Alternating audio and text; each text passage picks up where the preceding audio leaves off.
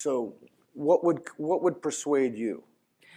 Well, I'm starting to think nothing would. Truth seekers. A nation of soldiers.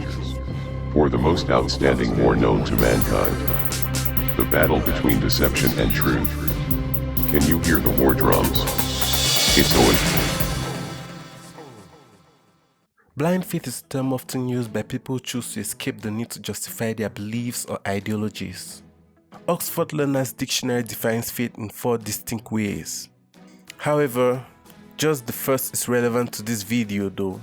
Faith as defined by Oxford Learner's Dictionary: trust in somebody's ability or knowledge, trust that somebody or something will do what has been promised. Faith in terms of religion is the trust in God's ability and knowledge, or the trust that God will do what has been promised. No one can escape the need to exercise faith at some point in time. Consider the need to get your hair cut.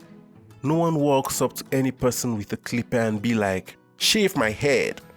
That's if you want to get a decent haircut anyway.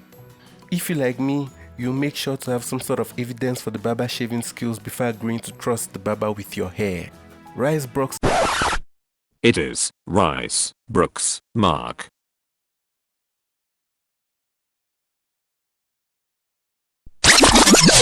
Rice Brooks in his book God Is Not Dead identified 3 ingredients of faith.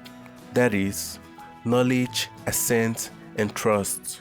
He used the example of marriage to explain that, in marriage, both partners must know themselves, agree to get married, and trust that their marriage life will be a prosperous one.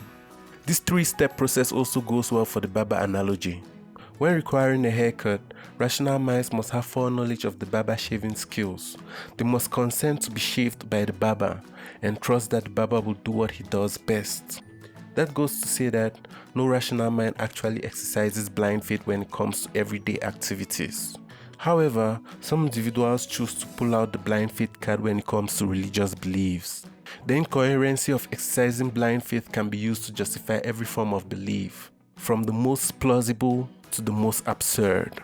One of today's most outspoken atheists, Richard Dawkins, in a discussion with John Lennox, explained, If you don't allow a rational basis for what you believe, then it is possible for people to say, "I'm sorry, I just believe that Allah told me to go kill all those people, and it's no good arguing with me because arguing is not what it's about.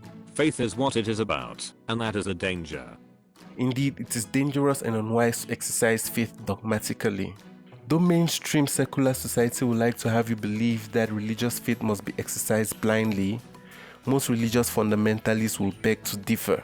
William Lane Craig, an American philosopher, theologian and a world-renowned Christian apologist, described reason as a tool to help understand and defend faith. John Carson, Irish mathematician, philosopher and Christian apologist, concurred Craig's claim when he said, Faith is not a leap in the dark, it's the exact opposite. It's a commitment based on evidence. It is irrational to reduce all faith to blind faith, and then subject it to ridicule. Blind faith is quite synonymous to dogmatism. To escape dogmatism, one must be willing to go wherever the evidence leads. Nevertheless, it's sad to see that most individuals choose to ignore evidence and stick to preconceived ideologies. The following clip is an exclusive display of dogmatism at its finest. What would it take for you to believe in God? Well, I used to say it would be very simple. It would be, the second coming of Jesus, or a great big, deep, booming bass Paul Robeson voice saying, "I am God and I created." But I was persuaded mostly by actually Steve Zara, who's a regular contributor to my website, richarddawkins.net. He more or less persuaded me that even if there was this booming voice and the second coming in clouds of glory, the more probable explanation is that it's a hallucination or a conjuring trick by David Copperfield or something. So what would persuade you? Well, I'm starting to think nothing would.